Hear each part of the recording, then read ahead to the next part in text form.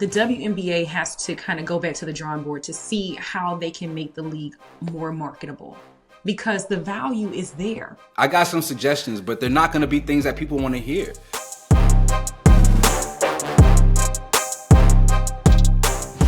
Yeah, boy, welcome to another episode of The Fumble. It's your guy, Rodney, Rikai. We got my good sister, Samaria Terry, in the building. Beloved, how are you today? I'm doing good. How are you, Rodney? I'm doing great, besides the fact that it's raining in Southern California, which it does a lot more ever since I moved here 10 years ago. It's very wild. I thought it doesn't rain in Southern California. Cat! That's I don't even say that word, but it felt appropriate in that moment. Can I just ask, what is the material that your turtleneck is made of? It looks very wealthy. Is that a silk turtleneck? It is not a silk. I don't know what this is. I'll have to get back to you. Okay, I'll put it in the comments or something. You looking Real Housewives of Detroit. You looking Real Housewives of Detroit. I ain't mad at you. Yeah. Let's start. Mm-hmm. Let's get into some things. Let's do it. So this week's episode of Athletes Acting Up is a doozy. We have Xavier Worthy's fiance, Tia Jones, saying that she's been granted a temporary protective order against Worthy after his assault arrest. So the Chiefs wide receiver was arrested Saturday on a charge of assault of a family member and impeding the breathing or circulation. That charge was quickly dismissed by the district attorney. Now, Worthy's attorneys continue to deny these allegations, saying it was Jones that was the aggressor after allegedly cheating on Worthy, tearing up his house, and pulling out his locks.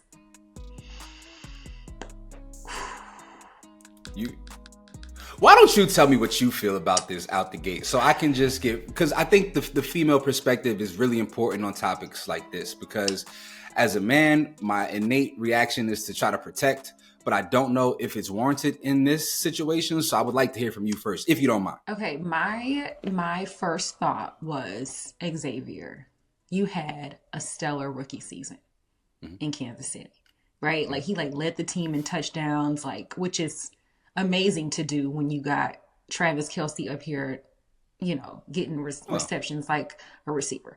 Call the police.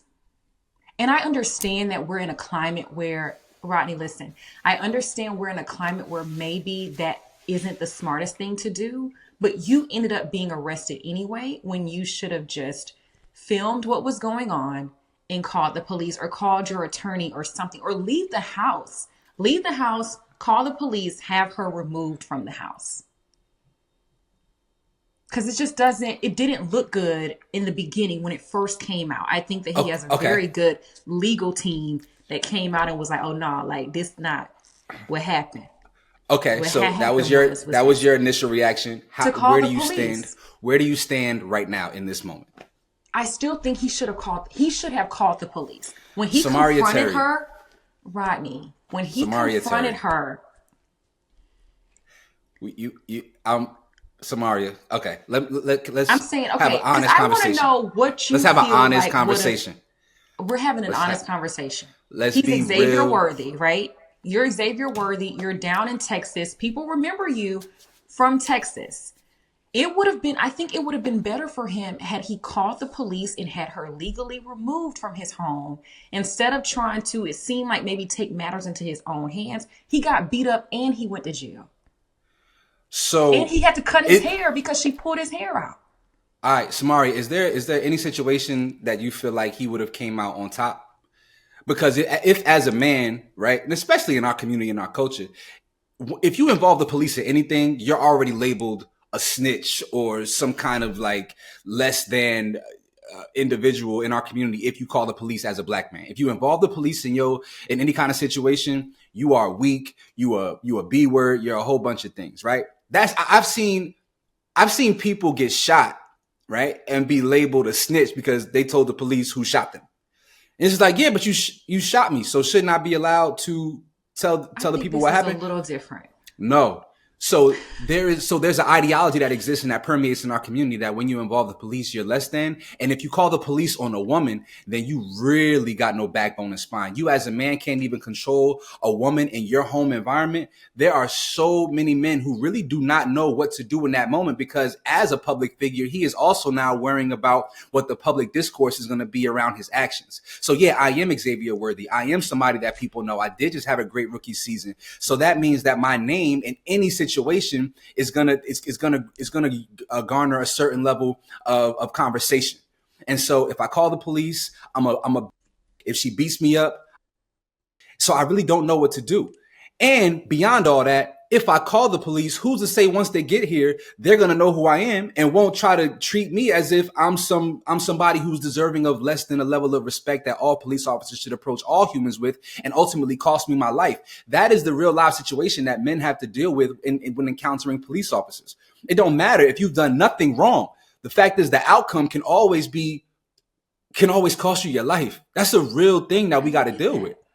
And I think though, at the end of the day, the police were called and it did not go his way at first. He was still arrested. So I guess for me, I'm saying moving forward, obviously this is not a woman that you can trust, because you started digging into whatever she was doing and you found out allegedly that there was infidelity in the relationship. You asked her to leave your home. She starts to blow up on you. So I felt like at that time, maybe you should have sent a text to your lawyers and you start filming her doing all of these things. I'm telling you, calling the police is not the ultimate resolve. The ultimate resolve is to foster and nurture a community where people just can take the L without doing this embarrassing stuff. I feel like there is no accountability. There is no recourse for someone making a false accusation.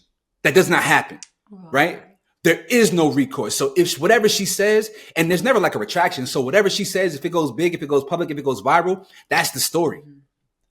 And so like there has to be some accountability. There has to be some kind of policy put in place that stops people from making false allegations and accusations. And it's because it's getting out of control, especially in this time where narrative is so easily created by virtue of social media. It's not fair. We put in people, and I'm not just saying men, we're putting people at a severe disadvantage, and they're incapable of protecting their legacy, their name, their brand, all of these different things. And it's happening with Jay-Z right now, right? We just saw Jay-Z have to do this. Mm-hmm. So what is the recourse here? There has to be some kind of penalty for people making false accusations and allegations. I know this topic went long, and I can get passionate about this because I got a son, and I always wonder, like, damn, what would happen if something like this happened to my son? All right, last but least. There's more? Le'Veon Bell. Oh! He lost a civil rape lawsuit by default. Now, he is denying those allegations. The suit was filed by Bell's own cousin in May of last year. When he didn't respond, the judge awarded her $25 million. Bell's lawyers are saying that they never received the proper paperwork. And the details of this case are very disturbing. The things that his cousin is alleging that he did to her for years while she was under the age of 18 is just, oh my God, it's really bad. It seems like maybe he just thought, okay, if I just don't respond, it'll go away. Let me tell you something. Le'Veon, while you was last year calling Kamala Harris a tramp, you should have been worried about this. See, don't do that. Because you nasty. Because you nasty. You can't call a man nasty if this hasn't been proven to be factual. That's not fair. That's what I mean. We can't just say that something is true because somebody said something happened. I say he's nasty because of the things that he's done that we've seen with our own eyes, Rodney. Yeah, but what I don't want to do, but just because he's done one thing that we're not in alignment with doesn't mean that we should label him nasty when we're talking about a potential RAPE situation here. Like, I just don't think that we need to combine those things because they're very separate. Wherever you fall politically is where you fall politically. And I don't care to get into all of that, right? But in terms of this accusation, if it's true, then even worse than $25 million, he should be imprisoned. But if these allegations prove to be false, then I would like for his name to be cleared. It's one thing to be a Trump supporter. It's an entirely another thing to be considered, an ARPist. All right, you all let us know, what did you make of this episode of Athletes Acting Up? I want to hear from you. Who did you feel like had the most shocking week? All right, man. This week in women's hoops, you know I love talking women's basketball. My good sister, Natasha Cloud, went on the OGs podcast with Udonis Haslam and Mike Miller, where she spoke about how she felt like she was done dirty by Phoenix Mercury GM Nick Urin. Cloud said that's a crazy last name, by the way. Now, Cloud said that she was told that she would be able to retire a member of the team. So her trade to the Connecticut Sun for all-world forward Alyssa Thomas was a shock. Cloud also said that she didn't find out she had been moved until an assistant coach texted her. So, Samaria, what should be protocol for notifying a player when they are getting traded? I mean, for one, just treat them like a human being. Like, don't, and I feel like they may have mentioned this in the podcast. Like, yeah, you can call me in your office to talk film or something that I did wrong, but then you can't call me in your office just to give me a courtesy to say, hey, we're going to trade you. Thank you for all that you've done for our franchise, but we're going to move in a different direction. And for her, she was like, I was actually out here recruiting AT, to come over here. And then you trade me for her. And she was like, that's fine. Like, that's all a part of the business. However, like I said, have some sort of decency to let me know. Like, don't do it and then have an assistant coach kind of reach out to me haphazardly. And I don't even know if the assistant probably didn't even know that the team had not even told her. And so it's just like, and she's like, let me have some leverage. Like, let me be in these conversations so I can decide where I want to go. I just hate that. And it's funny because I always think of this meme that I have in my phone, which is like my favorite meme. It's Harrison Barnes getting traded while he's sitting on the bench. And I really hate that because he looks so like, he I don't know, sad. Zoned out. Yeah. And it was funny, but it's really not funny. Because unfortunately, this is what we see everywhere. And I don't know why GMs and front offices don't think enough to just let somebody know, especially since they had already told her, you're going to retire here. And we appreciate the work that you've done. Like, just give her a heads up. I'm a little torn on this because most of the time when there's like a business transaction, whether we're talking contracts or otherwise, it's never the player that's having these conversations with GM, right? Like these GMs have conversations with the player's agent and that information gets passed down to the player. And so I feel like it really isn't the GM's duty to necessarily have a business decision with a player if in every other aspect and element of our business, I don't even talk directly to you. We may talk strategy, right? But when it comes down to the business, to the minutia of your contract and all these different things, you're not the person that I ever really talk to. So it feels like in these instances, and this is something that actually happened with Anthony Davis and Luka Doncic as well, right? In that trade, it was said that nobody knew about this trade, not even Rich Paul. And so does your agent have a good enough relationship with the front office for them to relay certain information that impacts and affects you? That's the question that I would have. Like, is Natasha Cloud's agent tied in well enough with the Mercury GM in order to warrant him feeling comfortable enough to call him being like, yo, we love Tasha out here, but we got a chance to get Alyssa Thomas. We need to trade talent out to get talent in. And I love Natasha. Like, she played for the Mystics for years. Obviously, I work for the organization. And so I've known her for damn near a decade now. I just saw her in Phoenix. I went to the Usher concert. She was there. And so, like, I love her, but I feel like in this instance, she's asking for more than what the business usually gives. And she is a special human being, you know, not just because of what she does on the court, but because of who she is off it as well. And so I feel like because of her cachet, she may have felt more deserving of a conversation. But I don't think the Mercury ever really, you know, they're coming off of Diana Taurasi, right? So, and they've had Cappie Pondexter in the past and Brittany Griner. And so, like, they may not look at you like a franchise, you know, staple the way that you may have thought they did. And this is just what happens in this business. I've been fired from jobs and, you know, it's a last second decision. It's like, damn, I had a job 5 minutes ago. Now I don't. Y'all let us know your thoughts on Natasha Cloud. Do you feel like she was owed a conversation prior to being traded? And if not, why do you feel that way? Let us know your thoughts in the comments section. So speaking of the WNBA, Rodney, is a strike afoot. So Angel Reese on her podcast, Unapologetically Angel, she stated, quote, if y'all don't give us what we want, we sit now. Now, players across the league are gearing up for CBA negotiations and are asking for increased money. Back in October, Nafisa Collier said they're not asking for equal pay as men, but for the same revenue shares. Rodney, is a strike the best move for the W? Oh, this is tough. Yeah. Like I said, sometimes we're more empathetic towards the corporate structure than we are the players. And so I'm a little bit torn about this because I do think that these women should be compensated way more than they currently are. Like, I know people coming out of college who are making more money than some of these ladies. And, you know, these are professionals who have to live in cities like Los Angeles and New York. So how are you even surviving on that salary, right? Like, I just don't understand it.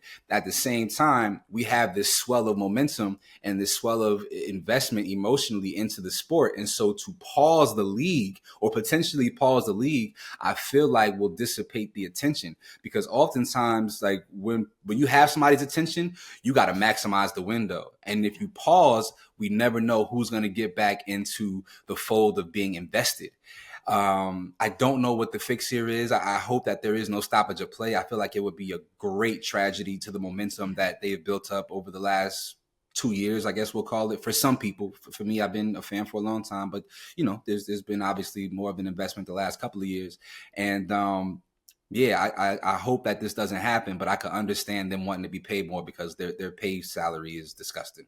It is. Yeah, they just literally want the same revenue sharing contract that the NBA has, which is almost like a 50-50 percent share. But like you said, Rodney, I'm not sure if a strike is the best move, but what I do know is that the players in the WNBA have done everything that they could possibly do to show that there is value in the WNBA. The numbers, the record-breaking numbers that we saw last season, Caitlin Clark, Angel Reese, the storylines, all of the things, like you mentioned, the momentum is so strong, and it's only going to keep going faster and faster once you get some of the ladies from college coming up to the WNBA. So it's just, can you stop? Because there's some bigger names in college right now. Why do you always do that?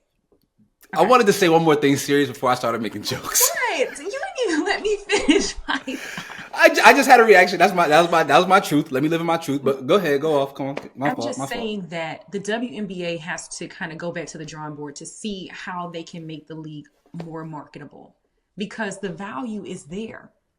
And I even like what Natasha said. I actually wound up listening to the whole podcast because I thought it was really good. But she was talking about the growth of the WNBA and how, like, she feels like a lot of the stars that competed in Unrivaled are going to be better for the WNBA because they're not grinding or getting it out the mud overseas.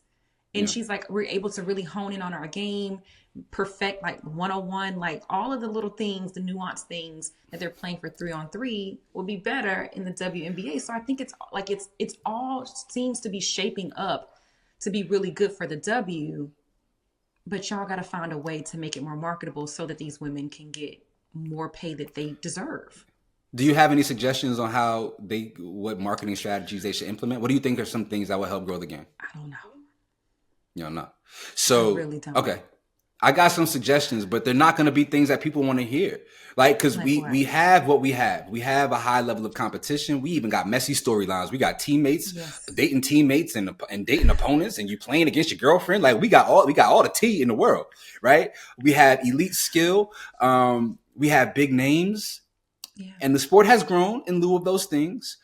But unfortunately, it's like if I look at the other sports that people are invested in with women,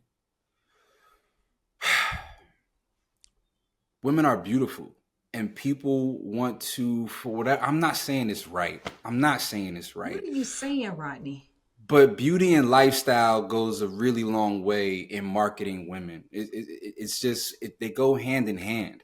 And I think not to objectify them, but there needs to be there's just a large swath of people who would be more invested if there was a sensual aesthetic to the game. And that's all I'll say. Because that maybe their uniforms need to be like, what are you saying? Say what you're trying to say, right? No, because it makes me, it sounds crazy. I just know that America is hypersexual, fam.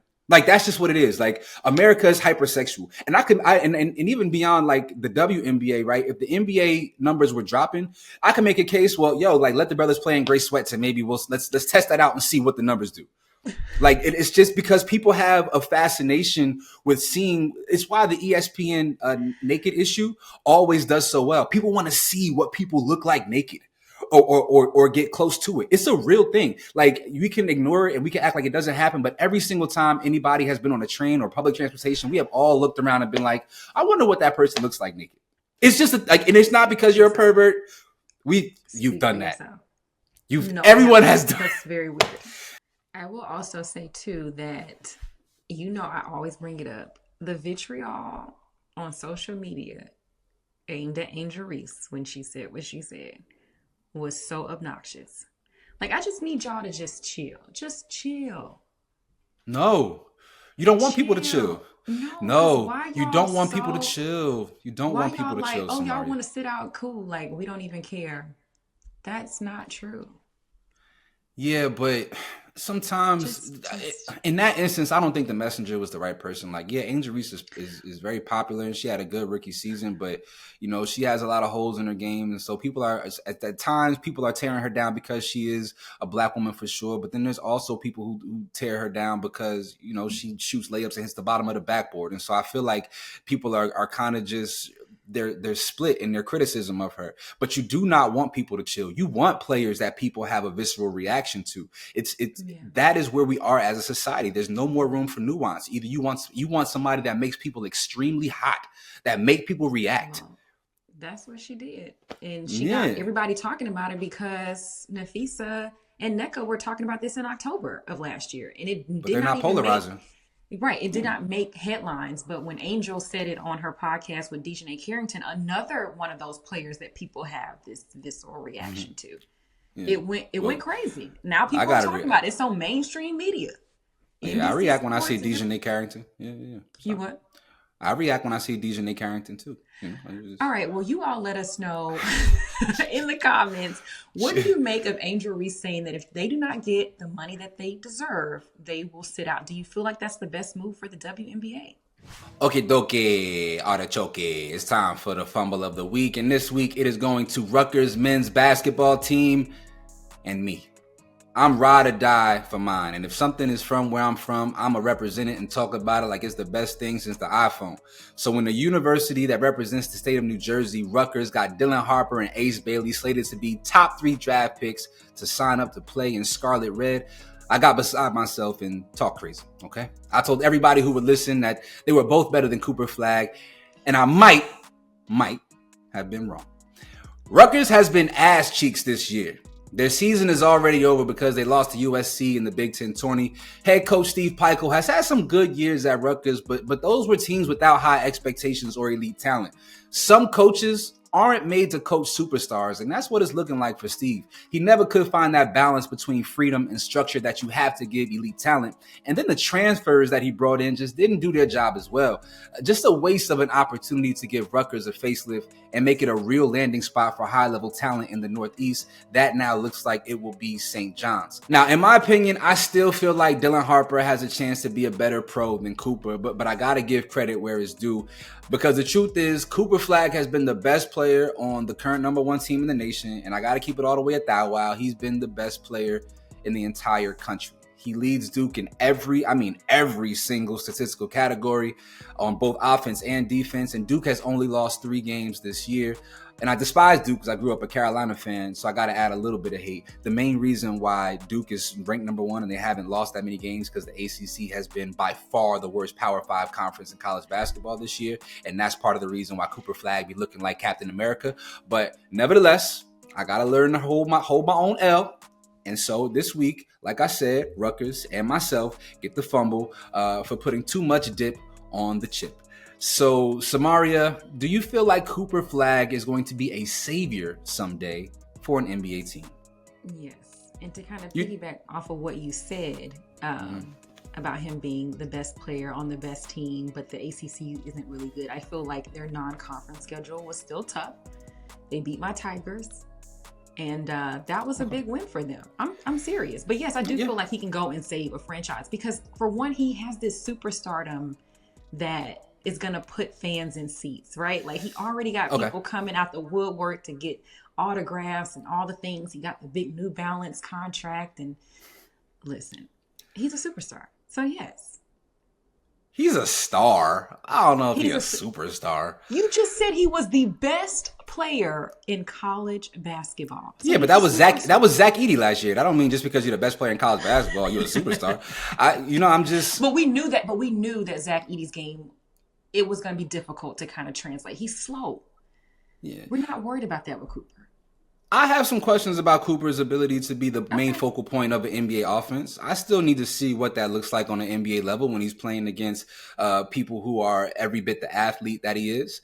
Obviously, he's immensely talented. I think the best attribute, and this is not a knock, it's like Giannis, right? Like, Giannis isn't the most skilled player, but his motor is what makes him so great. And I feel like Cooper has a really, really high motor, both on offense and defense. I'm not saying that like he's some high energy player. I'm just saying that that's one of the greatest attributes that I feel like will translate regardless of if it takes some time to develop his skill set to make a true impact on the NBA level. I just don't know if, like, is he Jason Tatum?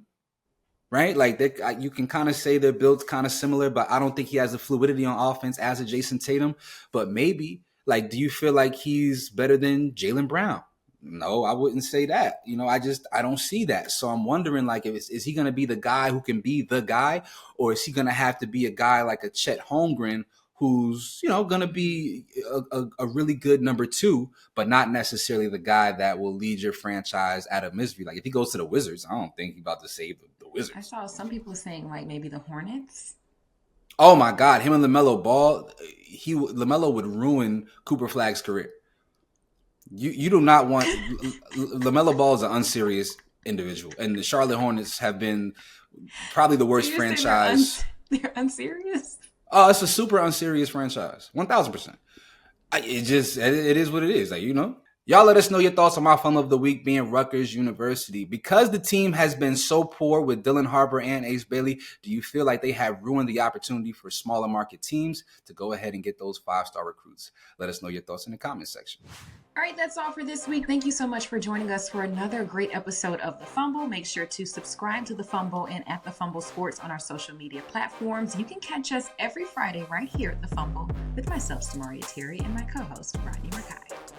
Hey, Samaria, you be getting your turtlenecks from the same place that Stephen A. Smith does?